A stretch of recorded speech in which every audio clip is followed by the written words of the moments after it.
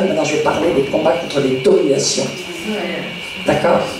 Comment on les aborde? Le Seigneur m'en a fait vivre des combats. Vous savez, c'est 30 ans que j'ai un ministère de combat, hein, de guerre. Et donc j'ai vu beaucoup de choses, j'ai entendu beaucoup de choses, j'ai pratiqué beaucoup de choses. Et le Seigneur m'a enseigné en chemin que j'ai été sur tout le temps d'Afrique, dans les tas d'endroits où j'ai appris. Et je transmets. Hein. Enseigner, c'est transmettre ce qu'on a appris, avant tout.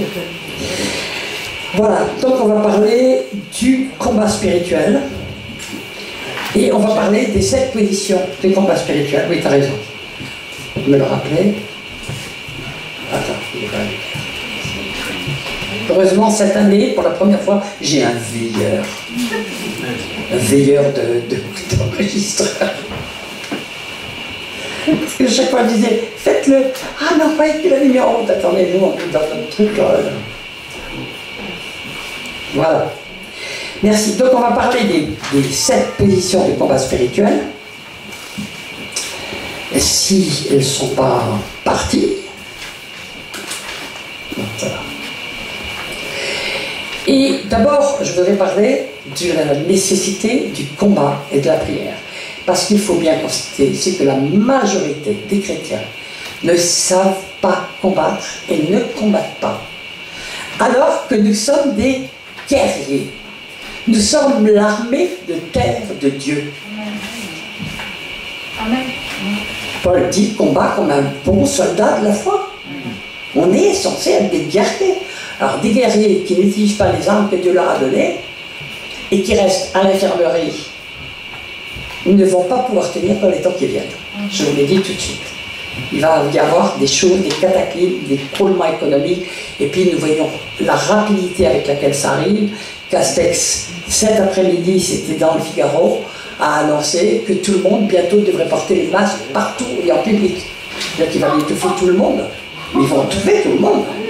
Les gens vont avoir leurs poumons esquintés et ne pourront pas tenir. Et puis après, ils vont vous coller le vaccin en disant si vous n'avez pas le vaccin, eh bien, comme ils ont fait avec le masque, vous ne pouvez pas monter dans un métro, vous ne pouvez pas rentrer dans un magasin, vous ne pouvez pas faire ceci. Et ils nous ont conditionnés, enfin, ils vous ont conditionnés, parce que moi pas trop, mais ils ont conditionné, en tout cas la majorité des gens, à porter des masques pour pouvoir apprendre à être conditionnés à avoir le vaccin. Et ils ont déjà commencé avec les 11 vaccins de bébés. Donc, un certain nombre étaient absolument inutiles et on ne sait pas ce qu'ils ont mis dedans. Parce qu'il faut 10, 15 ans, 20 ans avant de voir les effets sur le système nerveux et le reste. Hein. Et là, ils vont faire la même chose. Si vous n'avez pas le vaccin, vous ne pouvez pas aller dans les magasins, vous ne pouvez pas vous servir de votre carte bleue, vous ne pouvez pas vous servir. Quand je vous parlerai de message sur la foi, vous allez comprendre. Mais il y a aussi à faire du combat. Et nous avons reçu les armes pour vaincre.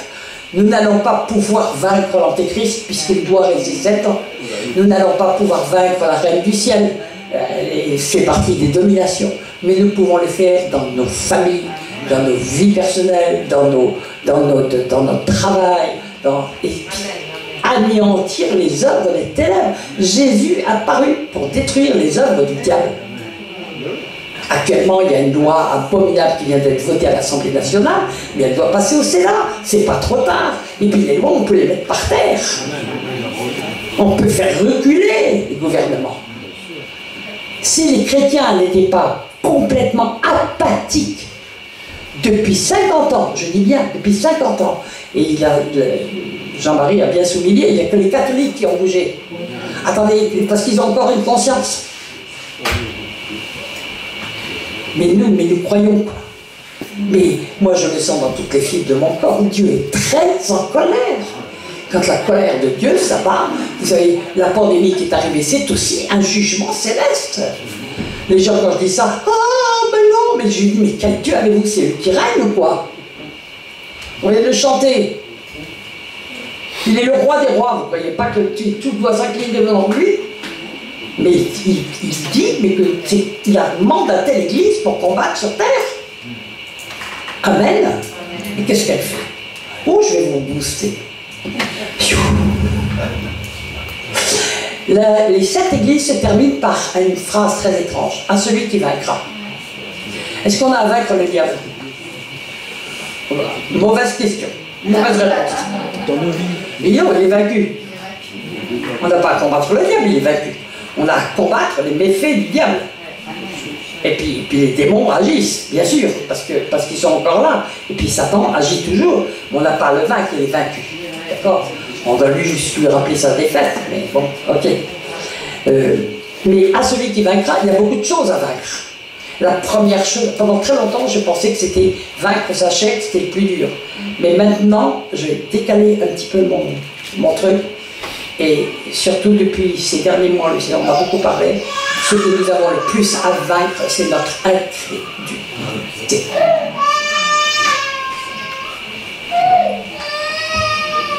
Nous ne croyons pas, nous sommes comme les apôtres avant la Pentecôte, nous ne croyons pas ce que Dieu a dit.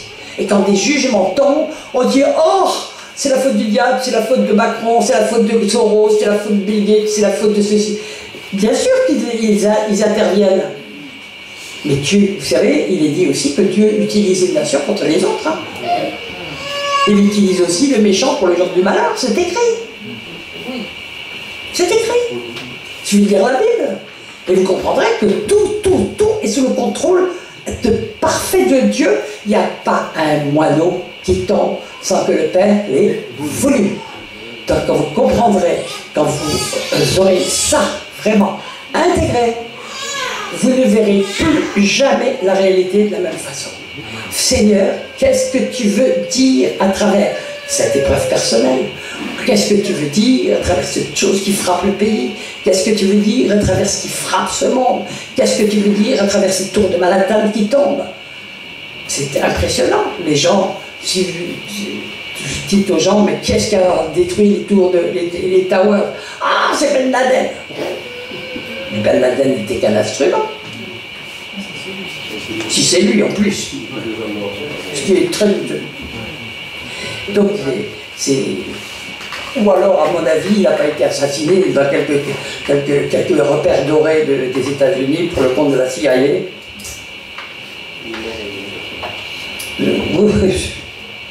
Bon, donc, notre premier problème, c'est notre incrédulité. Et nous devons vaincre, c'est-à-dire, pour cela, nous devons croire ce que Dieu a dit. Si vous n'avez pas, si vous ne comprenez pas que ce livre-là, c'est le plus grand trésor que vous possédiez. Vous pouvez avoir des mines d'or, des lingots d'or dans la banque, des milliards, tout ce que le monde contient ne vaut pas ce qui est contenu dans la Bible. Mon juste vivra par la foi. Au début, je disais quand même un beefsteak, ça nourrit mieux. Bah, entre-temps, j'ai quand même changé d'avis. Amen. Alors, Apocalypse 12. Ils l'ont vaincu à cause du sang de l'agneau. Oui, c'est Jésus qui a fait la principale part. Hein. Et de la parole de notre témoignage. C'est-à-dire que nous aurons toujours notre part à faire. Notre part est d'obéir au Seigneur. Il a dit, vous serez mes témoins. Donc nous devons ouvrir la bouche et témoigner de qui est Jésus. Et ne pas avoir la peur, même s'il faut quelquefois un peu de sagesse, bien entendu. Éphésiens 6 nous dit, prenez toutes les armes de Dieu. Et il en cite quelques-unes. Hein, tenez votre... Bon, je ne vais pas les développer ce soir, ce serait trop long, parce que ça, à ce personne, ça peut demander un... Moi, je fais simplement une fois un message sur une seule des armes. Bon, on peut vraiment faire... Non mais, prenez toutes les armes. Mais il y a des armes tout le long de la Bible, il n'y en a pas que 6. Il y a des armes partout dans la Bible. Et nous le verrons, il y a des armes partout. Et Dieu nous a donné des tactiques, des armes, des choses. Mais la plus grande des armes, c'est la parole de Dieu. L'épée de la parole de Dieu, l'épée à double tranchant. Les autres sont tous des armes défensives. Mais il y a une arme offensive, c'est la parole de Dieu. Et dans la parole de Dieu, vous avez des millions d'armes. Alléluia. Alors, je voudrais revenir un petit peu à... Parce que, vous savez, en fait, l'Ancien Testament est une fourmille, je dirais, de combats, de guerres, qui sont aujourd'hui transposés. C'est la différence entre l'Ancien et le Nouveau Testament. Comme il n'avait pas reçu, comme il n'y avait pas eu l'œuvre de la croix, ils étaient obligés de combattre contre la chair. Mais à partir du moment où il y a eu la croix, nous n'avons plus à combattre contre la chair et le sang, mais contre les autorités, les dominations, nous y reviendrons. D'accord? Mais regardez un petit peu ce que Dieu dit en juge, parce que c'est exactement la même chose. Dieu veut nous transformer en guerriers. Alors si nous voulons rester pour être des passifs, ben, je suis désolé, nous allons être ballottés. Hein, c'est pas du tout le plan de Dieu. Dieu veut que nous soyons des guerriers. Je voudrais vous lire Juge 3, 3, 4. Là, à l'époque, le Seigneur s'est servi des nations contre Israël. Voici les nations que l'Éternel laissa tranquilles pour mettre à travers elles les Israélites à l'épreuve, tous ceux qui n'avaient pas connu les guerres de conquête de Canaan. Souvent, les chrétiens se reposent sur les combattants, ceux qui combattent, et ceux qui font de la délivrance, et puis, c'est pas du tout biblique. Le Seigneur ne nous dit pas de nous reposer sur les autres. Et d'ailleurs, c'est très clair en juge. Il voulait seulement que les générations des Israélites, ceux qui ne l'avaient pas encore connu, qui n'avaient pas connu auparavant, connaissent et apprennent la guerre. Dieu n'a pas changé. Vous croyez que son Église veut qu'elle soit passive? Or, elle est apathique. Elle n'est même pas passive, elle est apathique. Ces nations étaient les suivantes. Et on nous parle des 5 princes des Philistins. Ça me fait penser aux 5 Goliaths, entre autres. Ben oui, vous pouvez renverser des Goliaths si vous êtes des David, il n'y a pas de problème. Mais Dieu veut vous transformer en David. Okay? Tous les Éliens. Alors, je vais m'arrêter là parce que je pourrais citer toutes les populations qu'il a laissées et dont Dieu avait dit, si vous ne les combattez pas, si vous ne les exterminez pas, vous seront des épines dans vos pieds, des choses, et c'est ce qu'il leur a fallu tout le temps de tomber parce qu'ils ne l'ont pas fait, ils n'ont pas obéi à Dieu, ils en ont laissé subsister, mais ça avait été préparé par Dieu parce qu'il fallait absolument que toutes les générations suivantes apprennent la guerre. Amen. Aujourd'hui, dans les églises, quand il y a ça, dans la majorité des églises que j'ai connues depuis 30 ans, celles qui faisaient de la délivrance et de l'intercession, et croyez-moi que c'était vraiment rare, la vraie intercession et vraiment la délivrance, eh bien il y avait un petit groupe qui était fait pour ça. Et puis les autres, heureusement, il y a les intercesseurs de l'église qui s'en occupent pour moi, je n'ai pas besoin de le faire. C'est aberrant.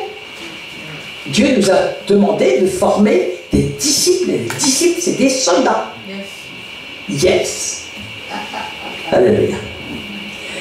Alors, si nous comptons sur les autres pour combattre à notre place, et on a infantilisé les chrétiens, je peux vous dire que ce que nous fait avec le Covid est presque moindre que ce que nous a fait le système pastoral. Je ne parle pas des pasteurs, parce qu'il y en a des tas qui sont formidables, mais le système lui-même a amené à faire des chrétiens, des infantiles, qui comptaient tout le temps sur le pasteur pour tout faire. Et c'est un désastre. Le résultat final est un désastre que l'on voit aujourd'hui. Et le jugement qui est en train de tomber, il est en train de tomber d'abord sur les églises. Rappelez-vous qu'en France, le problème a commencé par l'église de Mulhouse, qui était certainement une des meilleures d'Europe. C'est pas pour rien. Comment 2000 chrétiens rassemblés, et puis on en a plusieurs qui sont ici, qui y étaient. C'était magnifique, c'était vraiment du truc, les gens étaient dans le jeûne, dans la prière. Ben, Dieu n'en veut plus de ces systèmes qui infantilisent les gens, où il y en a un 10e ou un 50e qui se lève et qui prend les armes et qui combat. Ça suffit, nous sommes en guerre. Je voudrais vous rappeler quelque chose. Nous sommes censés faire partie de la Jérusalem céleste. Notre mère, c'est-à-dire notre matrice, c'est la Jérusalem céleste. Ce qui se passe dans le visible, c'est ce qui se passe dans l'invisible. Dans le visible, est-ce que Jérusalem, si elle ne se défend pas, qu'est-ce qui se passe? Ils sont tous appelés aux armes. Tous. Et ils ne sont contraints de le faire. Et ils vont vivre des heures terribles. Mais nous savons comment ça se terminera. Eh bien, c'est pareil pour l'Église. On est greffé sur le peuple juif. Hein. Donc, si nous sommes en guerre, et c'est une guerre de fin des temps, c'est une guerre à mort contre l'Église. Et là, nous voyons les avancées ennemies, petit à petit, s'emparer littéralement de tout, et les églises trembler, et puis se mettre les petits masques dessus, puis c'est comme ça, le truc, ben non, on va remplacer, on va faire des vidéoconférences, on va en mettre partout, faire des choses. Je ne suis pas contre toutes ces choses-là. Puis attendez, mais on est où par rapport à la première église, où à partir de 11 bons hommes, Dieu a bâti son église dans le monde. Et il est dit, les gens disaient d'eux, voici les hommes qui ont bouleversé le monde. Vous croyez qu'on dit ça des chrétiens aujourd'hui? Ben non, Dieu n'a pas changé, c'est nous qui avons changé. Qui nous sommes installés dans des systèmes qui nous démobilisaient, qui nous déresponsabilisaient. Et c'est parce que nous avons accepté ça que le monde en fait autant. Parce que nous sommes la lampe du monde. C'est Jésus qui l'a dit. Et bien quand l'Église se démet, le monde se démet. Les responsables, c'est nous. Parce que le Seigneur nous a donné les... Je sens que ça va être une exhortation ce soir. Parce que le monde, je suis en colère. Je suis en colère parce que j'ai envie de pleurer. Je dis, mais Seigneur, mais tu as parlé, tu n'as pas arrêté de parler. Les prophètes n'arrêtent pas d'annoncer ce qui va arriver. Et puis, les gens, ils sont comme les apôtres. Oh ben non, c'est... Oh, Jésus a dit que mais ça n'arrivera pas. Mais non, mais Seigneur, à Dieu ne plaise, cela ne t'arrivera pas. Mais c'est écrit, ça va en arriver, c'est en train d'arriver sous nos yeux.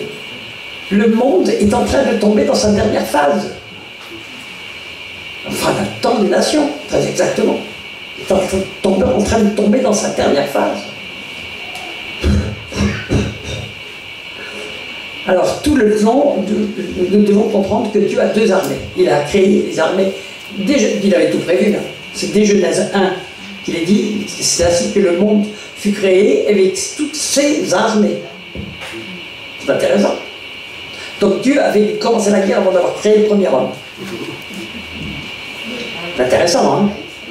Il savait que dès qu'il aurait créé l'homme, il y aurait la guerre qui commencerait. D'ailleurs, Satan, Satan, il est arrivé tout de suite. Hein. Ok. Donc il y a une armée du ciel et il y a une armée de la terre. L'armée du ciel, c'est qui? C'est les anges. Qui se battent contre les armées dans les lieux célestes.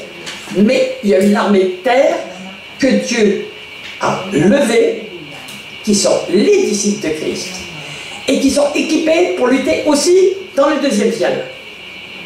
Amen. Ouh. Non seulement sur terre, mais dans le deuxième ciel. Et quand elle gagne dans le deuxième ciel, ça redescend sur terre.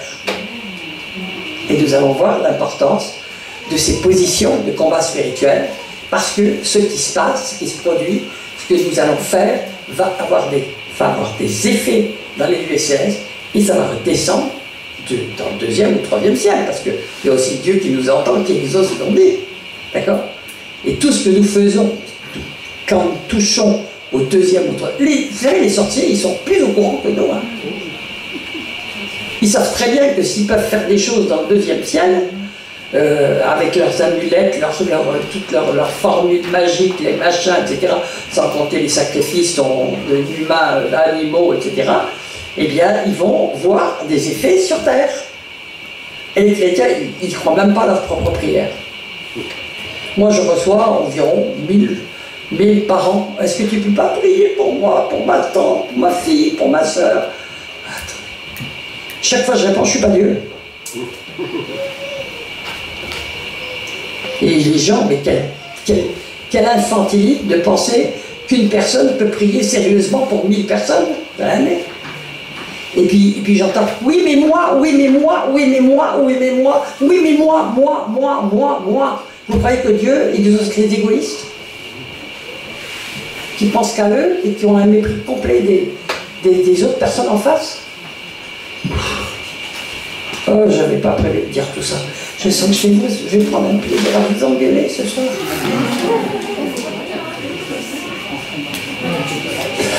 2 Timothée 2,3. Souffre avec moi, souffre avec moi. Attendez, quand on est guerrier, on peut prendre des blessures. Hein. comme un bon soldat de la foi. Mais c'est pas grave, Dieu l'a guéri. Hein. Et puis il nous a guéris. Hein? David déclare dans le psaume 18, « Tu forges mes mains au combat !» Et après on le voit qu'il va renverser des armées. Je m'élance contre une armée et je ne reviens pas sans l'avoir exterminée. Est-ce que vous croyez que c'est quelque chose de physique? Non, c'est spirituel. Moi, le Seigneur m'a fait faire des guerres. Je pourrais peut-être pas tout vous dévoiler parce que c'est de la folie. Le Seigneur m'a formé à la guerre. Il m'a fait mener des guerres. J'ai englouti des armées spirituelles hein, qui étaient là. Mais le Seigneur me les montre en vision. Puis je disais, Seigneur, qu'est-ce que je dois faire? Chaque fois, je lui demandais, qu'est-ce que je dois faire? Enfin, je voyais tout d'un coup 6000 soldats du Moyen-Âge devant mes yeux. Armés de toutes les armes de l'époque. Je dis, mais Seigneur, qu'est-ce que je dois faire? Et le Seigneur m'a fait faire des choses inouïes. Je ne peux pas vous le dire maintenant parce que je ne vais pas vous faire pécher par l'incrédulité.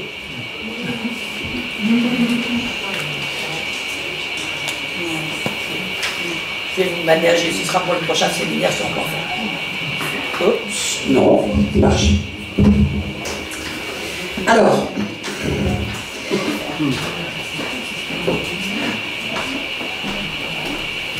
Néhémie 4, 8, serait à lire, mais je vous le laisse, je vous le note, lisez-le. Néhémie 4 et la suite, parce qu'il est dit que nous sommes chargés vraiment de faire la guerre et que du combat à nos côtés, mais à condition que nous soyons dans le bon combat, d'accord? Et puis, il y en a qui restent à la maison parce qu'ils ont d'autres choses à faire. Hein? Ils ont à s'occuper des enfants, ils ont à faire des trucs. On ne peut pas être tout pour tout, mais aujourd'hui, tu appelles de plus en plus de femmes à la guerre parce que les hommes ont donné leur démission. Et je vous montrerai par A plus B comment les hommes ont perdu leur droit d'être des hommes et des pères. Aïe, aïe, aïe, aïe, aïe. Bien sûr qu'il en reste, heureusement. Mais de moins en moins.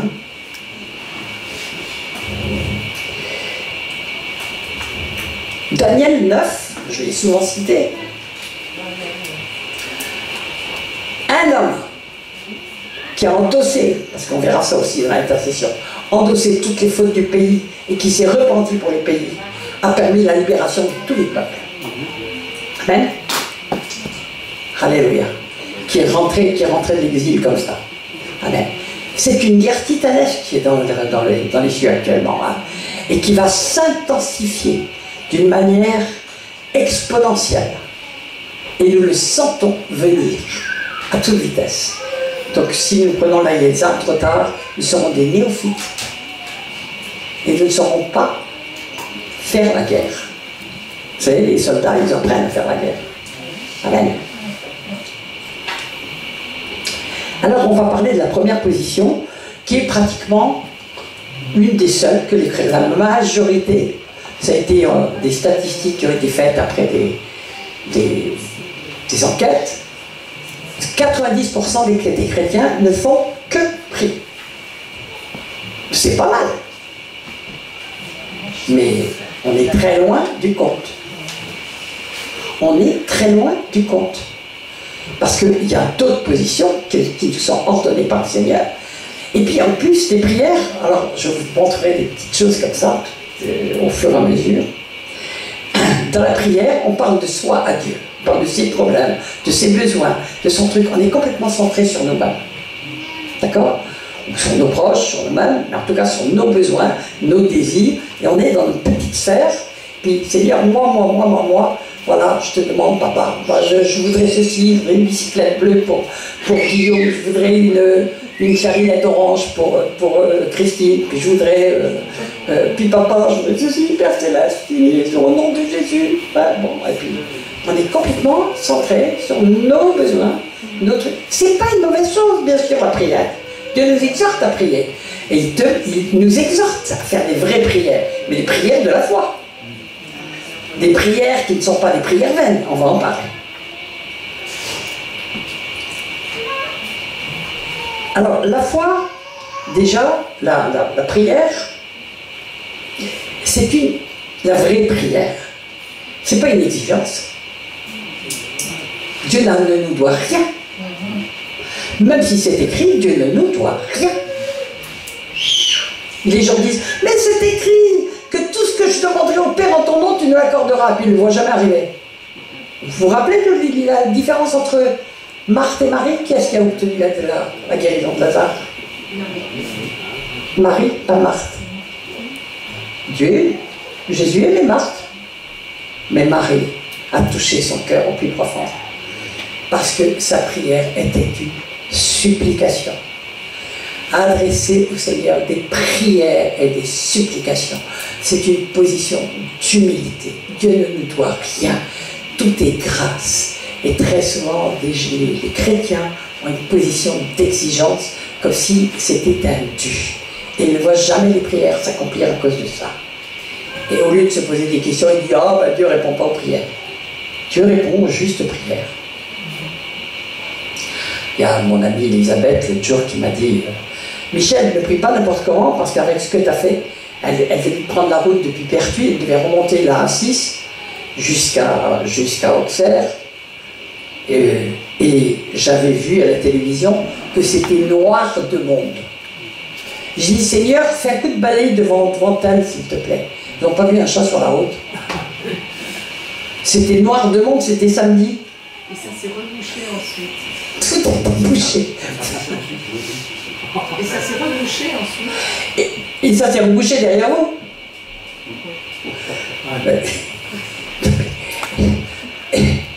Bon, ben, c'est bien. Hein. Ben, Seigneur exauce. Parce que ma prière, il me faisait plaisir et il exauçait que je le faisais par amour. Point final. Psaume 28, 6.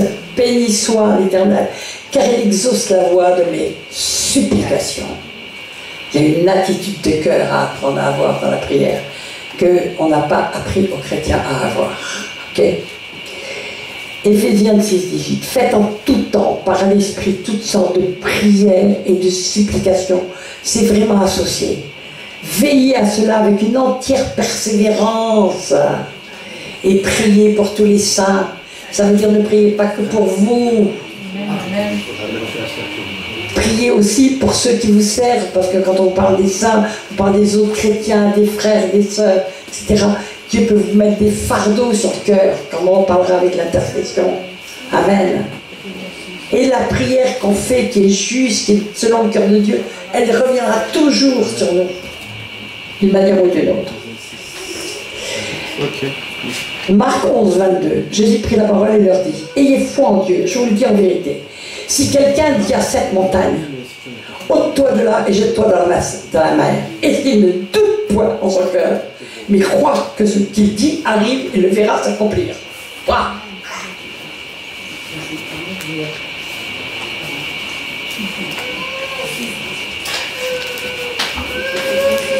C'est pourquoi, et continue, je vous dis que tout ce que vous demanderez en priant, croyez que vous l'avez reçu et vous le verrez s'accomplir. Maintenant, ceux qui sont rentrés dans cette dimension, levez la main s'il vous plaît. Croyez donc la Et vous le verrez s'accomplir. Tout ce que vous demanderez. Pas tout. Donc vous n'êtes pas dans cette dimension. D'accord? Ça veut dire que nos prières ne sont pas toujours agréées par Dieu. D'accord? Et il est fort en Dieu, je vous le dis en vérité, si quelqu'un dit à cette montagne, ôte-toi, va te jeter dans la mer, s'il ne doute pas en son cœur, il verra s'accomplir. Qui de vous a déplacé une montagne? Levez la main s'il vous plaît. Alors je vais vous raconter l'histoire d'un évangéliste que j'aimais beaucoup. Je ne sais pas s'il est encore en vie, je pense que oui. Ray Brooks, avec qui j'ai œuvré, qui était canadien. Et un jour il racontait, parce qu'il avait un humour à couper au couteau, j'aimais beaucoup. Il dit un jour je suis tombé là-dessus, puis ça s'est éclairé mal dans mon cœur. Et il dit, après tout, j'ai jamais entendu dire qu'un chrétien avait déplacé une montagne, mais quand même, puisque je viens de la foi, je vais aller demander à une montagne d'aller se jeter dans l'eau. Et il a ajouté, par humilité, j'ai commencé par une petite montagne. Et alors il raconte, je Je l'ai entendu plusieurs fois dans sa bouche, parce qu'il l'a raconté assez souvent. Il disait, je me suis planté, je suis allé un matin me planter devant une montagne, et je m'étais exercé, j'étais dans le jeûne et la prière. Bon, on parlera des jeûnes tout à l'heure. J'étais dans le jeûne et la prière, je m'étais vraiment préparé, j'étais déterminé. Je savais que si Dieu l'avait dit, ça devait s'accomplir. Elle dit, je me suis planté devant la montagne, et toute la journée, j'ai ordonné à la montagne d'aller jeter dans la mer, elle n'a pas bougé. Il dit, je suis rentré un peu dans des endroits, mais il était écrit persévérer. Donc je suis persévéré, donc j'ai persévéré, je suis revenu le lendemain. Puis toute la journée, il a demandé à la montagne, au nom de Jésus, tu vas sauter de là et aller dans la mer. Elle n'a bougé pas.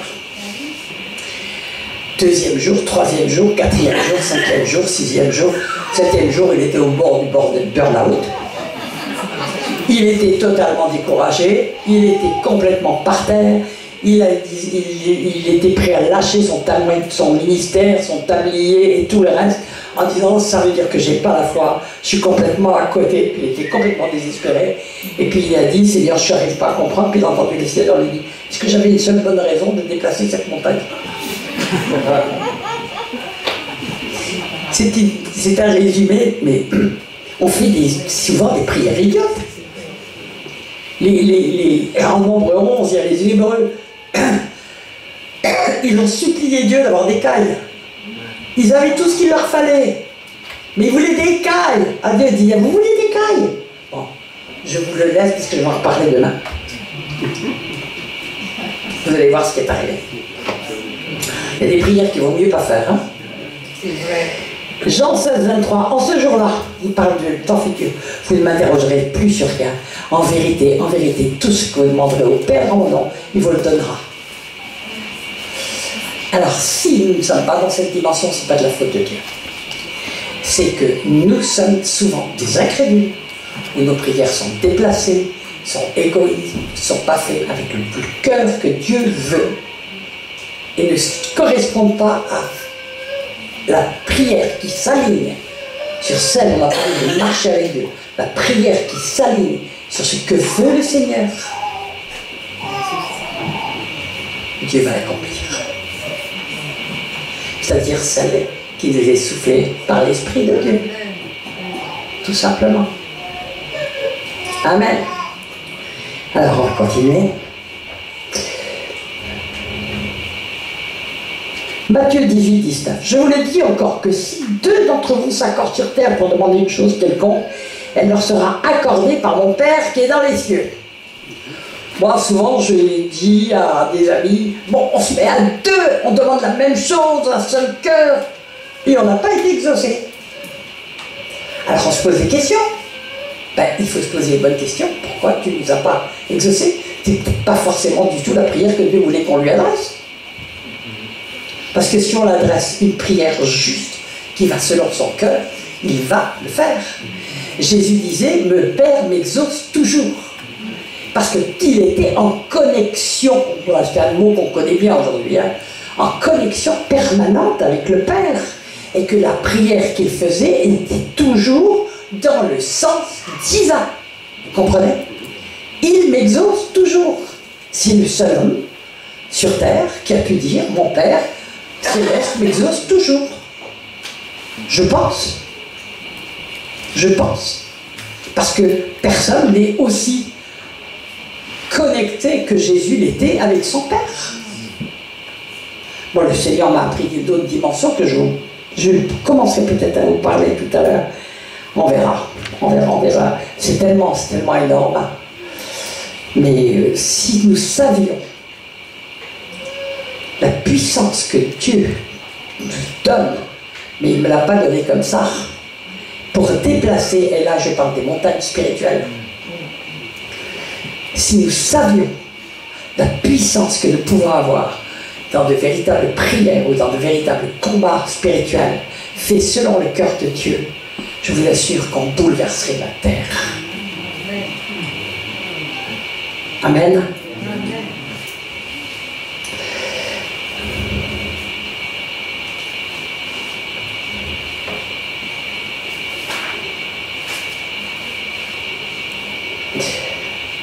Souvent les gens disent, tu veux pas prier pour moi, tu veux pas. C'est pas forcément faux, mais bon, on n'est pas.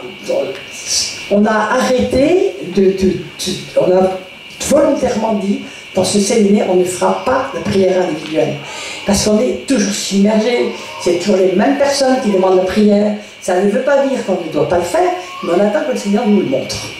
D'ailleurs, depuis des années, je fais ça. On attend que le Seigneur nous montre qui il veut faire. En général, tout de suite, les personnes commencent à manifester et nous savons que le Seigneur veut qu'on s'occupe d'elles. D'accord? Et qu'on les délivre tout de suite. Mais Jacques dit,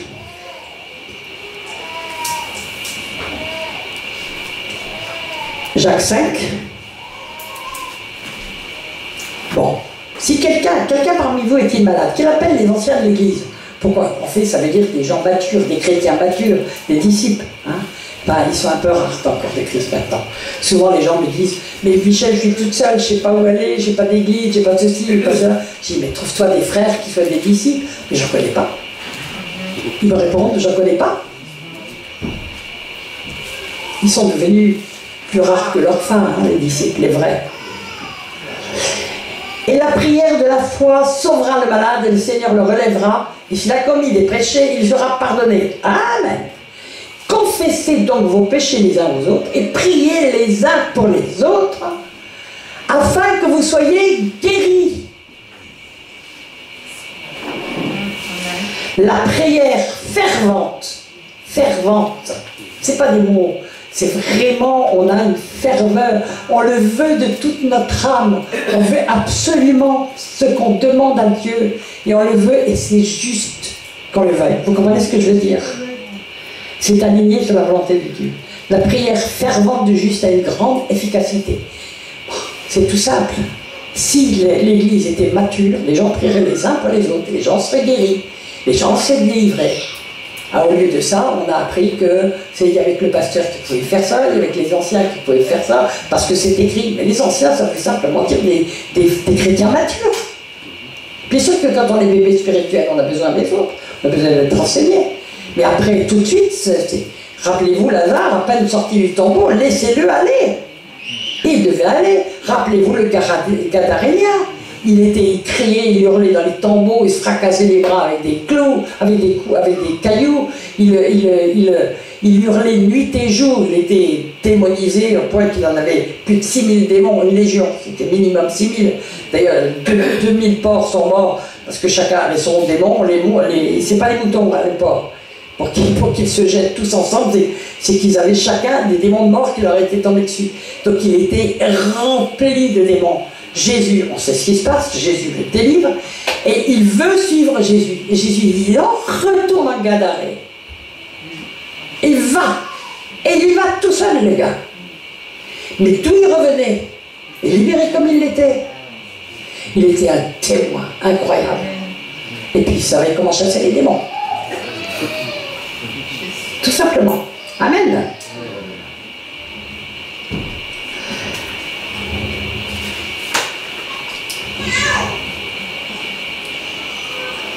Il y a des prières. Alors, j'ai fait des messages sur le fait que Dieu avait 3 réponses aux prières. J'en avais oublié une de réponse. Il y a 4 réponses à nos prières. Il y a oui, non, plus tard. Il y en a une, c'est trop tard. Jérémie, Dieu lui dit, ne me prie plus pour ce peuple. Je n'écouterai pas. Il le dit à plusieurs reprises. C'est terrible, hein? Peuple qu'il aime. Ne me prie plus pour ce peuple. Parce qu'il leur a donné, il les a avertis pendant 40 ans. Ils n'ont pas voulu l'écouter. Et il dit à Jérémie, maintenant ça suffit. Trop tard. Et ils vont partir en déportation. Amen. Alors on le voit par exemple avec Anne. Quelquefois Dieu a une bonne raison. Et c'est très intéressant l'histoire d'Anne, souvent Jude l'a développée, mais je vais la montrer d'une autre manière. Il est écrit que Anne, que Dieu avait rendue stérile. Waouh! Dieu rend stérile Anne, alors que ça va être une source de souffrance incroyable, parce qu'une femme stérile dans le passé, c'était une femme qui était considérée comme un sujet d'opprobre. Le mari pouvait s'en séparer, et d'ailleurs, très souvent, il prenait une deuxième femme pour faire des enfants. On voit avec Abraham, et on le voit avec Elkanah, le mari d'Anne, qui a une autre femme aussi. Donc Anne, elle a une rivale qui fait des enfants à son mari, et elle ne peut pas. Et elle souffre, et elle souffre, et elle souffre, et elle souffre, ça dure des années. Pendant des années, elle va au temple, elle pleure, elle supplie Dieu, et sa prière semble juste, et elle est juste. Elle souffre, elle veut des enfants. Mais le Seigneur l'a fait traîner des années, parce qu'il veut qu'elle fasse une prière. Et une année, elle va monter au temple. Il va dire, Seigneur, si tu me donnes un enfant, si tu me donnes un fils, je te le consacrerai. Il t'appartiendra. Et Dieu voulait l'amener là. Alléluia. Quelquefois, on a des prières qui paraissent justes, mais Dieu n'exauce pas parce qu'il veut qu'on fasse une autre prière qui va avoir d'autres conséquences. Parce que qui va naître? Samuel, le prophète Samuel, d'accord? Quand même un des plus grands prophètes de la Bible. Et elle tient sa promesse. Dès que Samuel est en âge d'aller au temple, il va au temple et il dit, je l'ai prêté à l'Éternel. Il dit, j'ai prêté mon fils à l'Éternel. À vie. Je prête mon fils à l'Éternel à vie. Elle rentre chez elle, et vous savez ce qu'il y a? Des bébés les uns par-dessus les autres. Et elle a plein de bébés. Amen. Alléluia. Donc quelquefois aussi, le Seigneur veut nous conduire à une autre prière que celle qui nous paraît évidente. Et quelquefois, nous devons chercher, Seigneur, tu ne réponds pas à cette prière, mais peut-être que ce n'est pas la prière que tu voudrais que je fasse. Amen. Tu veux que j'en fasse une autre. Et on cherche. Et si on cherche, on trouve. Et tout d'un coup, le Seigneur va nous mettre sur le cœur tout à fait autre chose que ce qu'on pensait juste de demander. Amen. Les plans de Dieu ne sont pas les nôtres. Alléluia. Dieu n'aime pas les prières superficielles. Vous savez, les chemins de prière, puis on note, tiens, il faut que je prie pour un tel, je prie pour un tel, sans du devoir, je prie pour un tel. Moi, je faisais ça au début. Je ne porte plus. Honnêtement, moi, je dis, Seigneur, tu me mets sur le cœur ce pourquoi tu veux que je prie. Et ce pour qui tu veux que je prie, tu me le mets sur le cœur, parce que moi, je veux prier dans ton sens. Mais beaucoup de gens font ça. Ils font ça par devoir. Ils pensent que ça plaît à Dieu. Non! Ça ne plaît pas à Dieu, ça. Tous les peuples païens font autant. Ils font des prières dans tous les sens. Quand je parle des peuples païens, je parle de ceux qui prient la Vierge, des catholiques, des musulmans, des hindouistes. Le monde entier prie, même les païens, ils prient les étoiles. Alors, bon. Matthieu 6,9, en priant, ne multipliez pas les paroles vaines, comme le font les païens, qui s'imaginent qu'à force de prière, ils seront exaucés. Chapelet, ah, je fais ma neuvaine, ah, je fais mon rosaire, bon, on peut rigoler, mais dites, on en fait autant quelquefois. D'une autre manière, c'est tout. Alors, on va continuer. Toujours dans le domaine de la prière, quand même, je m'attarde un peu parce que Jacques 4.1. D'où proviennent les conflits et querelles entre vous? N'est-ce pas des désirs égoïstes qui combattent sans cesse en vous? Là, je l'ai pris dans Second 21. C'est intéressant quelquefois de changer de Bible. Moi, bon, j'aime beaucoup la Second, un classique, parce que j'ai appris dedans, j'ai connu bien mes versets, etc. Bon. Mais quelquefois, dès que j'ouvre les mêmes passages dans une autre Bible, je suis interpellé parce que tout d'un coup, ça me donne un éclairage différent. Alors c'est intéressant quelquefois de le lire dans plusieurs... je veux dire, il n'y en a aucune parfaite, mais le fait de le lire dans plusieurs traductions, plusieurs versions, c'est quelquefois très interpellant parce qu'on voit des choses qu'on n'avait pas vues. Donc là, c'est dans la Seconde 21. Vous convoitez beaucoup de choses, mais vos désirs restent insatisfaits. Vous haïssez à mort et vous vous consumez en jalousie et vous ne pouvez rien obtenir. Ben non, parce que si vous avez le cœur rempli de ça, Dieu ne vous écoute même pas. Vous bataillez, vous vous disputez, vous n'avez pas ce que vous désirez parce que vous ne demandez pas à Dieu. Enfin, mais Seigneur, pourtant je te prie, mais à quel Dieu tu t'adresses? À quel Jésus tu t'adresses? De quel Jésus tu parles? Est-ce que quand tu t'adresses à Dieu au nom de Jésus, tu connais le véritable Jésus? Est-ce que tu l'as rencontré? Est-ce que tu sais qui il est? Tout à l'heure, je me suis réjoui. Vous avez vu un petit peu là? On était tous soulevés. Ouais, il est le roi des rois. Il est le roi des rois. Wow. Il est le roi des rois. Il est le créateur de tout. C'est pas un petit Jésus de poche. Pas un Pokémon, un Jésus Kémon. Non, un Pocket Jésus. Pocket Jésus. Oui, d'accord, ok. Ou bien, quand vous demandez, vous ne recevez pas parce que vous demandez avec de mauvais motifs. J'aime bien le relief que ça prend, de mauvais motifs. Vous voulez que ce que vous demandez serve à votre propre plaisir.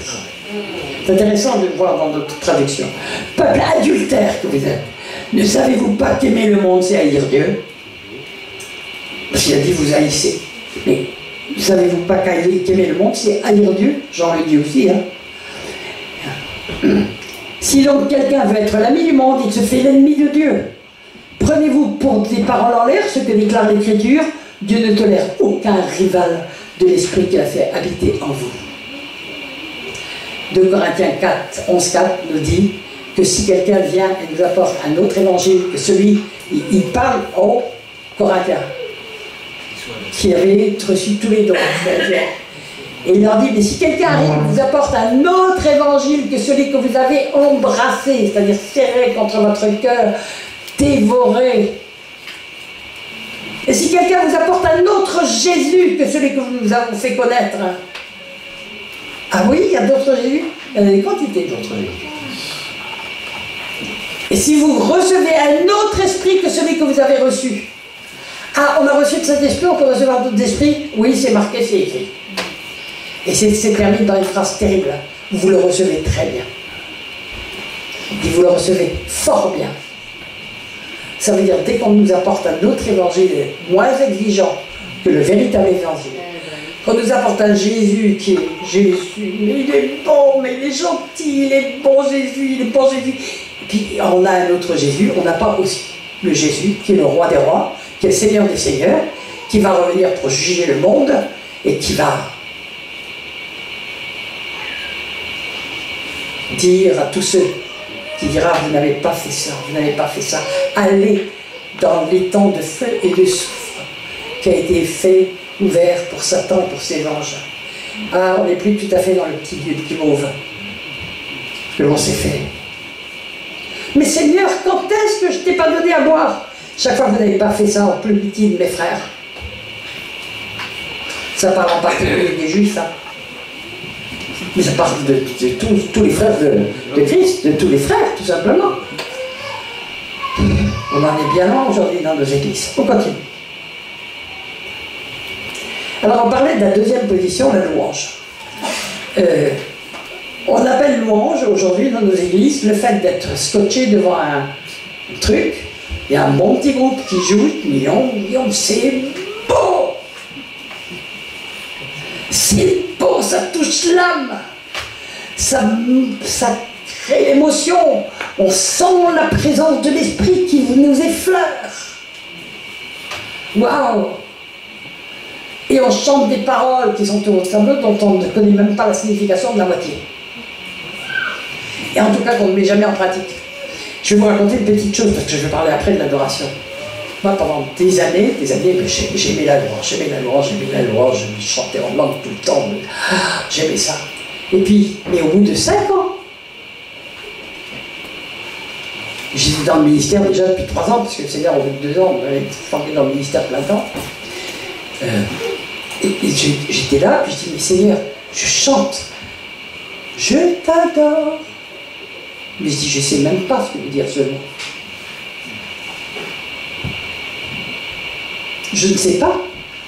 Tout le monde dit qu'il adore Zidane, qu'il adore la chocolat, qu'il adore son chien, qu'il adore son boucher, qu'il adore son patron, qu'il adore son pasteur. Mais je ne sais pas ce que ça veut dire adorer selon ce que toi tu appelles adorer. J'avais lu comme tout le monde, je ne sais pas combien de fois, les vrais adorateurs adoreront en esprit, en vérité. Je ne savais pas ce que ça voulait dire. Parce que je ne l'avais pas vécu. Je me suis humilié devant Dieu, j'ai pleuré, j'ai crié. Seigneur, tu cherches des adorateurs. Je te demande de me donner un cœur d'adorateur. C'est ma prière. Amen. C'est une prière. Mais je l'ai faite de tout mon cœur en me rendant compte qu'il y avait toute une dimension que je ne connaissais pas. Ça m'est tombé dessus. Pas d'un coup, mais progressivement, mais en quelques mois, j'étais devenue une vraie adoratrice. Et j'aimais chanter la louange. Et j'ai retrouvé un piano. Je me suis dit, j'avais pas touché un piano depuis 30 ans, 40 ans même, je crois 40 ans. Je me suis remis au piano, puis je jouais, je chantais en langue. Et j'ai su ce que c'était que louer le Seigneur. Un jour, j'avais une amie qui vient à la maison, et puis je me mets à chanter au piano et en langue. Et elle me dit, mais Michel, je comprends tout ce que tu dis en langue. C'était pas la première, hein. Il y a eu presque 30 personnes qui me l'ont dit, qui ont reçu le don d'interprétation des langues que je n'ai pas, que je transmettais. C'est comme ça, je fais ce qu'il veut. Mais donc j'avais souvent des gens qui, à côté de moi, qui entendaient ce que je disais en langue. Ils me disent, mais Michel, tu sais ce que tu chantes en langue et ce que tu dis en langue? Ben, je dis non. Il dit, t'arrêtes pas de louer le Seigneur et t'arrêtes pas de parler d'Israël. Ah, je tombais des nues. Puis après, il y a une autre personne qui me le confirme, une autre qui me le confirme. Et j'ai découvert que le Seigneur m'avait donné un cœur d'adorateur, mais aussi un cœur pour Israël, pas possible. Et que quand je louais le Seigneur, je louais Israël, je le louais pour Israël, je le louais pour ce qu'il faisait, etc., etc. C'est-à-dire que ma louange venait droit du ciel. Et dans mes pensées, il commençait à former, vous savez, il dit, celui qui parle en langue s'édifie. Mais ça transformait mes pensées. Et donc, mon langage de louange. Au fait, pourquoi la louange? Est-ce que Dieu a besoin qu'on le flatte? Qu'on lui dise qu'il est le plus grand, qu'il est le plus extraordinaire, qu'il est le plus merveilleux? Est-ce qu'il a besoin qu'on le lui dise? Pas du tout. C'est nous, quand on commence à louer le Seigneur, nous nous décrochons de notre moi pour parler de Dieu. Et nous parlons de Dieu à Dieu. Et plus nous parlons à Dieu de qui est Dieu, plus nous croyons, nous commençons à entendre et à comprendre qui est notre Dieu. Ça devient comme un second langage. Donc quand on répète des louanges sur une façon mécanique, ça n'a pas du tout le même effet. On fait comme on ferait avec les chants du monde. Pareil, pareil. On est habitué à tel truc, et qu'on le répète, et on le fait en karaoké, pourquoi pas. Non mais c'est ça. Mais regardez le succès qu'ont certains chants, c'est impressionnant. Les gens, ils le chantent à longueur de journée, ils le mettent dans leur voiture, dans les trucs, ils le répètent en boucle, puis ça devient des tubes, des machins, etc. Mais est-ce que vraiment nous sommes tellement différents que nous aimons toujours entendre les mêmes chants, les répéter, puis avoir toutes les paroles devant les yeux? Mais où est notre louange qui sort de notre cœur, celle qui sort de nos tripes, qui sort de notre besoin de dire à Dieu qui il est, parce que c'est nous que ça édifie. Si je dis de tout mon cœur à Dieu, mais Seigneur, mais ce que tu as fait là, hier ou avant-hier pour moi, merveilleux, mais c'est tellement extraordinaire, mais je reconnais, je n'oublie pas, je n'oublierai jamais tout ce que tu as fait pour moi, c'est ce que disait David, c'était un louangeur magnifique. Je n'oublierai que les psaumes, personne ne les lui a dictés, hein, il n'y avait pas de tableau noir pour les lui écrire, et encore moins d'écran, avec un vidéoprojecteur.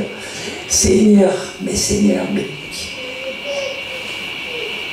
je veux dire qui tu es, proclamer qui tu es. Et ça doit être jaillir de notre cœur. Et notre louange ne va pas si nous commençons à apprendre à louer le Seigneur avec nos propres mots, en fonction de ce que nous voyons, Moi, le matin, j'aime bien sortir à l'extérieur et puis d'envoyer du pain aux oiseaux en même temps que j'envoie. Alors j'appelle les hirondelles. Et les hirondelles, vous venez. Elles viennent, hein, parce qu'elles sont toutes nées dans la maison. Il y en a une trentaine. Elles commencent à se tourner autour de moi. Et puis je commence à regarder la nature, les oiseaux, les trucs. Je dis, Seigneur, mais quelle beauté ta création, mais quelle beauté. Mais c'est tellement extraordinaire, c'est tellement magnifique.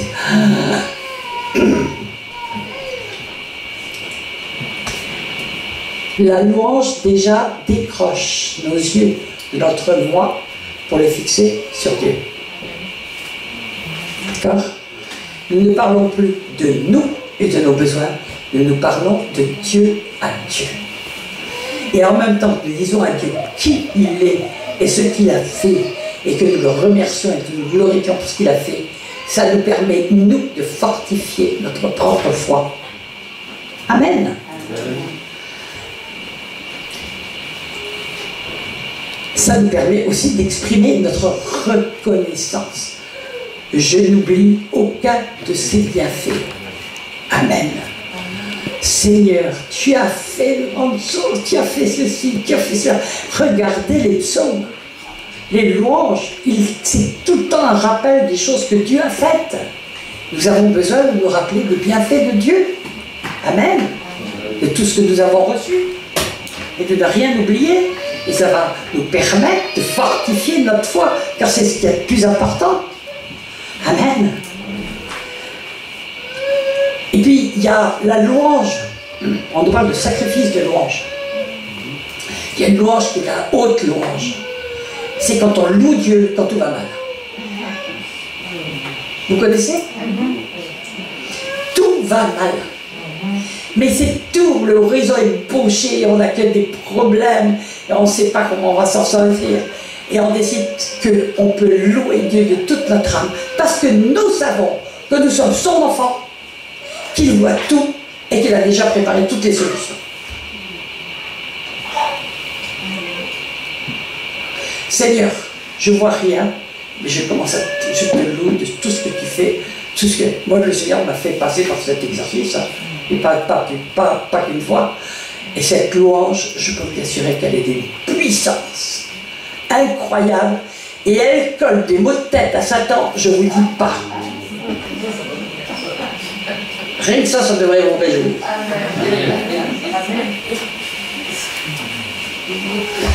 Il fait tout pour nous mettre par terre, nous déboulonner, nous décourager, nous faire perdre la foi.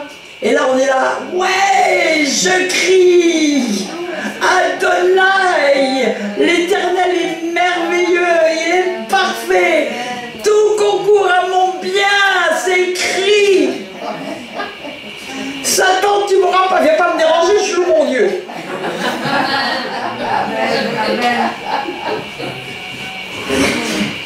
Si vous commencez à développer ce type de louange, vous allez commencer à avoir des choses que vous n'avez jamais vues autrement et que vous n'avez jamais rappelées. Un jour, le Seigneur m'a montré dans un... je sortais d'une église que j'avais beaucoup aimée, où j'avais beaucoup reçu d'ailleurs. Et puis, quand je pars de manière assez douloureuse, toujours très douloureux avec une église, on laisse des gens qu'on a aimés, puis on ne comprend pas. Vous avez un coup des gens qu'on a aimés, ils se tombent contre nous, ils se rejettent, on ne sait même pas pourquoi. Et puis, je demande, Seigneur, mais qu'est-ce qui se passe? Mais il y a une telle louange, tellement belle. Et le Seigneur, vous savez, l'image qu'il m'envoie. Il m'envoie l'image, vous savez, des petits serpentins qu'on envoie à Noël. Il me dit, ça ne déplace pas le plafond, leur louange. Quand le Seigneur me parle avec des images comme ça, c'est clair, net et sans valeur. Alors, je vais parler des positions pour rappeler un petit peu, en raccourci, de quoi il s'agit. Donc, on l'a dit, dans la prière, on parle de soi à Dieu. Dans la louange, on se déconnecte de soi pour parler de Dieu à Dieu. Qui il est, et ça nous rappelle qui il est. C'est plus le moi-je, mais tu es. Tu es. Tu es merveilleux. Tu es le roi des rois. Tu es. On va passer à l'adoration, et dans l'adoration, c'est une position de silence devant Dieu. La véritable adoration. C'est ce que le cinéma a appris. La véritable adoration qui vient après, en général, au bout d'un moment de louange, tout d'un coup, on tombe dans l'adoration. On tombe dans l'adoration parce qu'on est projeté devant le trône de grâce de Dieu, comme il est écrit. Et on est en présence de Dieu. Et on le sait. Et très peu de chrétiens ont connu cette position. C'est même pas racontable. C'est pas racontable. On est transporté dans les lieux célestes. On est face à Dieu. On tombe au sol. On est dans le silence. Et il est dit dans Hébreu, mais je vais arriver, je vais le citer tout à l'heure. Je vais faire le mélange. Dans l'intercession dont nous allons parler, on s'interpose entre Dieu et d'autres personnes, ou Dieu et une cause, ou Dieu et un pays, ou Dieu et un peuple, et on endosse les péchés du peuple, c'est-à-dire on prend la position qu'a pris Christ, endosser nos péchés à la croix. Les intercesseurs endossent les fautes, et nous avons de très très grands intercesseurs dans la Bible. On en parlera, Moïse, Daniel, Esdras, Néhémie, etc. Il y en a beaucoup, Josué et compagnie. Tous les grands hommes de Dieu ont été des intercesseurs. Et on prend la faute du peuple, d'une cause, et on l'endosse et on demande pardon à Dieu. Et on s'interpose et on demande la grâce de Dieu. On demande la grâce de Dieu. Moi, le Seigneur a fait de moi un intercesseur dès ma conversion pratiquement. Je peux vous dire qu'il m'a donné des fardeaux, parce que l'intercesseur, il prend des fardeaux. Un jour, j'étais dans une pastorale. J'avais reçu déjà le fardeau d'intercesseur, mais j'ai entendu quelque chose qui m'a donné un vrai choc. Vrai choc parce que ça s'est fait vraiment. Et c'était un pasteur qui est mort d'ailleurs depuis, qui s'appelait Jean Bidule, tu as dû le connaître. Et qui était en train de dire mon ministère a radicalement changé le jour où j'ai compris qu'au lieu de poser mes fardeaux devant Dieu pour qu'il m'aide à les porter, je devais délaisser mes fardeaux et prendre les fardeaux de Dieu, et lui s'occuperait des biens. J'ai entendu ça. Ça fait un bond dans ma tête. Et je n'ai plus jamais parlé de mes fardeaux au Seigneur, ou très rarement. Et j'ai commencé à demander au Seigneur de me donner ses fardeaux. Et il m'a donné ses fardeaux.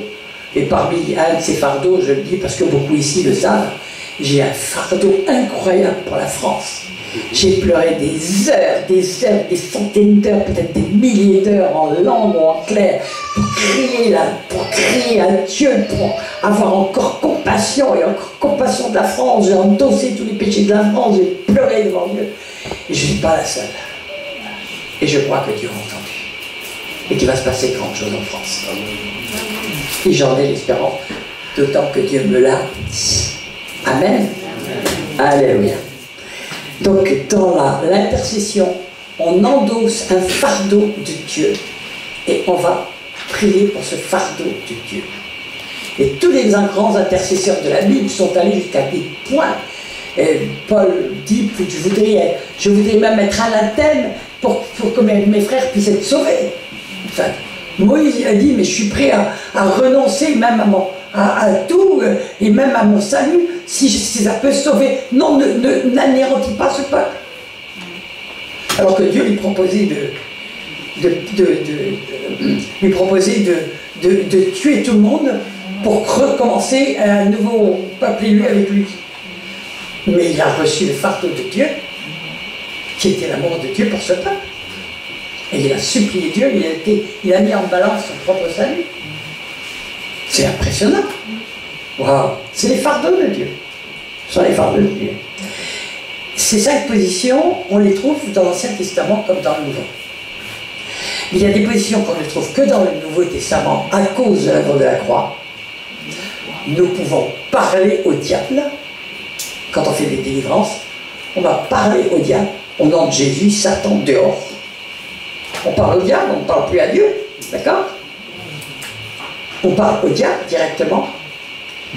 Et au nom de Jésus, bien sûr. Parce qu'il a tout fait à la croix de Golgotha pour nous. Il a accompli il a tout accompli, et puis il a pulvérisé toutes les dominations, il les a livrées en spectacle, etc., etc. Et puis il y a le combat territorial qui englobe toutes ces situations, et nous en parlerons, le combat contre les dominations, etc., dont nous parlerons un peu plus, parce que nous englobons toutes ces positions, et au-delà, le Seigneur ne peut nous aller au-delà, parce que nous allons devoir apprendre à marcher dans l'écoute absolue du Seigneur, pour ne faire que du pas à pas, comme Marie qui n'a bougé que quand Jésus lui a dit « Viens ».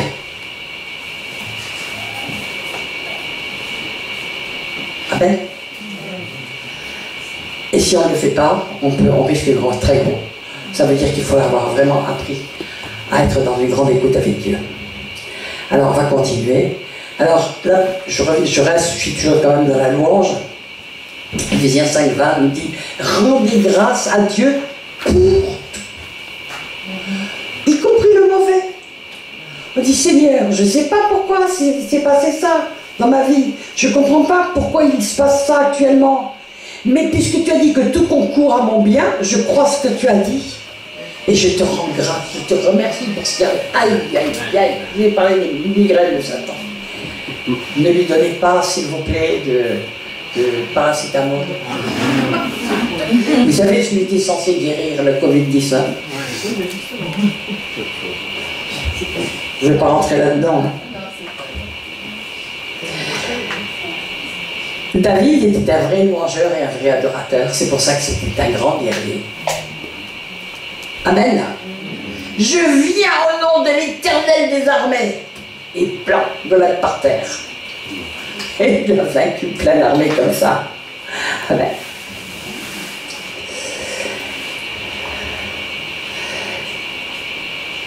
« 2 Samuel 22, 1. Samuel adressa à l'Éternel les paroles de ce cantique lorsque l'Éternel lui délivrait de la main de tous ses ennemis et de la main de Saül. Je m'écris, et c'est dans le psaume 18, loué soit l'Éternel, et je suis délivré de tous mes ennemis. C'est pas la petite louange, ça. C'est pas la petite louange, c'est vraiment quelque chose d'un souffle, un cri qu'on envoie vers Dieu. Je me suis réjouie tout à l'heure quand on a chanté, parce qu'on sentait vraiment que l'enthousiasme gagnait pour louer simplement Yeshua, Mashiach, roi des rois, Lion de Juda, le lion de Juda. Alléluia. On sentait que moi je sentais que le ciel se réjouissait et que les anges se réjouissaient avec nous. Vous voyez? Amen.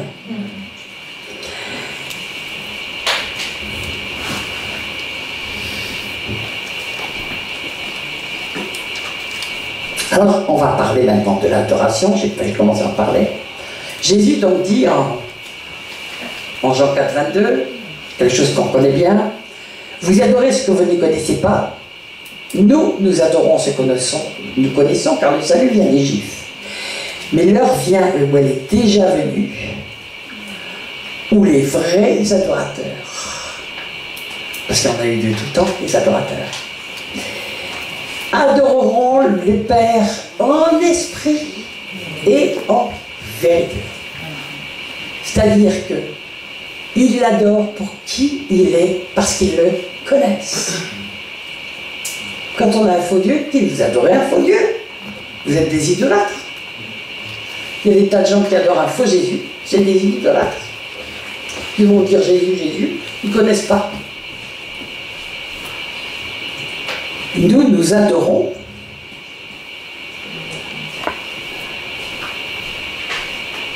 ce que nous connaissons. Amen. C'est important ce qui est dit là. Si vous ne connaissez pas le vrai Jésus, qui allez-vous adorer? Il y a beaucoup d'idolâtres dans nos églises qui adorent un faux Jésus.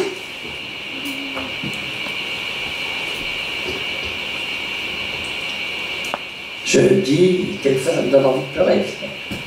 Parce que personne n'aimait leur dire en plus. En esprit. Ça veut dire qu'on ne peut connaître Dieu que par l'esprit. Dieu est esprit. On rencontre le Seigneur en esprit. Je vais poser une question. Qui a rencontré Jésus?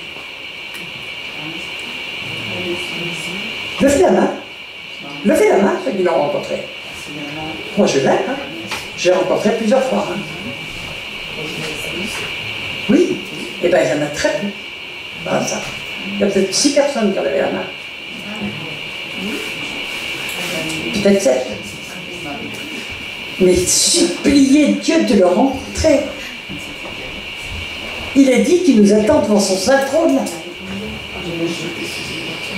Encore que pas Jésus, on ne va pas le voir physiquement.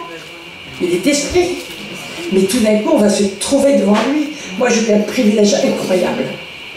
Le jour de ma conversion, mais j'avais cherché Dieu depuis 1 an avec ferveur, mais enfin, j'avais 52 ans, je crois que ça faisait 50 ans que quelque chose dans mon cœur criait pour rencontrer Dieu.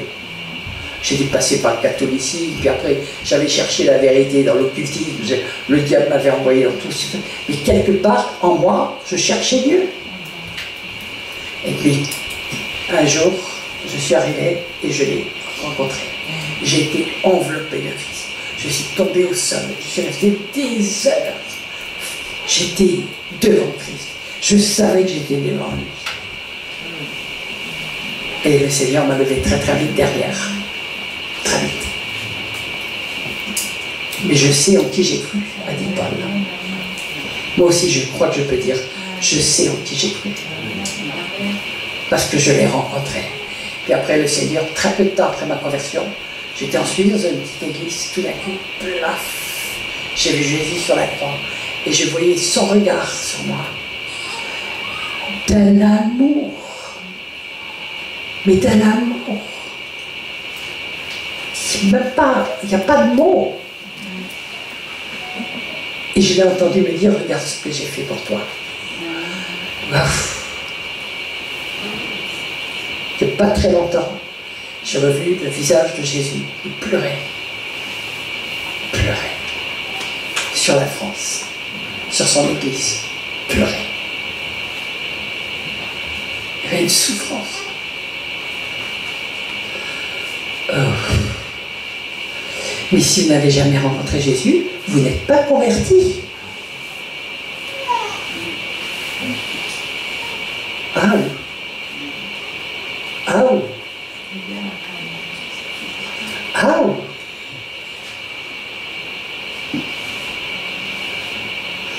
Parce que c'est que quand on le rencontre, quand on a cette rencontre avec le Seigneur, qu'on se voit, il est la lumière venue dans le monde.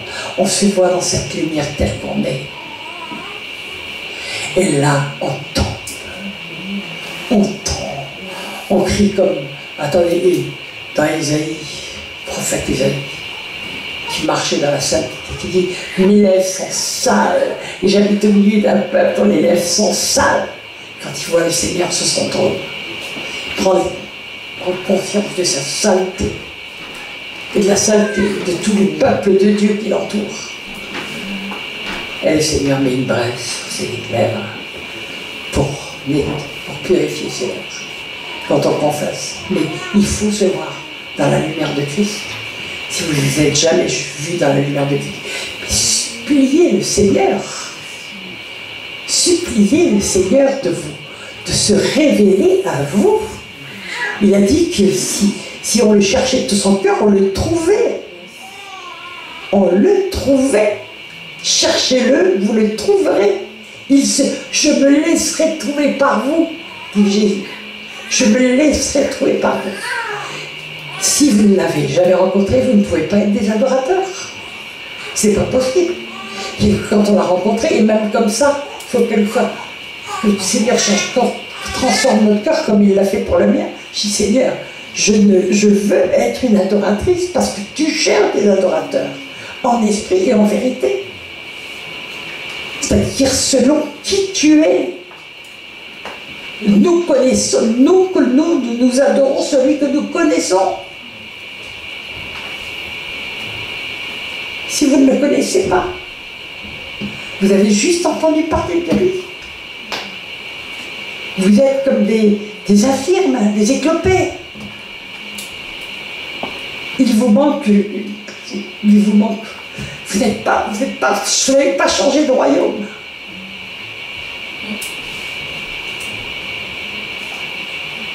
Wow.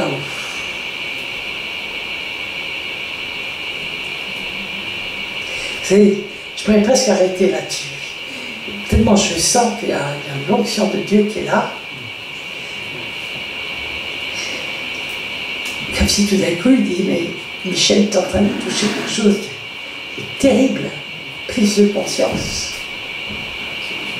qu'ils ne me connaissent pas. Ils ne m'ont pas rencontré.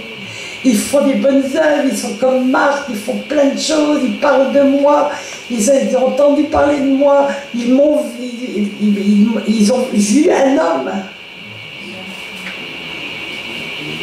Ils servent un homme. Mais ils ne m'ont pas rencontré, moi, le véritable. Relisez les lettres de l'Apocalypse, les lettres aux églises, vous allez voir comment Jésus se présente.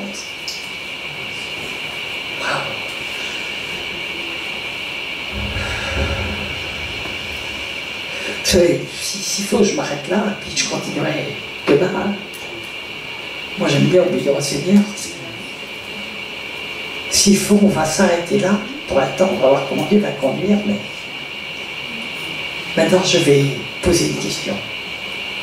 Quels sont ceux qui voudraient vraiment, quelles que soient les conséquences dans leur vie, même si ça doit tout leur prendre, même si ça doit bousculer leur vie comme pas possible, transformer tous les projets qu'ils ont faits, les flanquer en l'air, mais qui ont envie de rencontrer Jésus.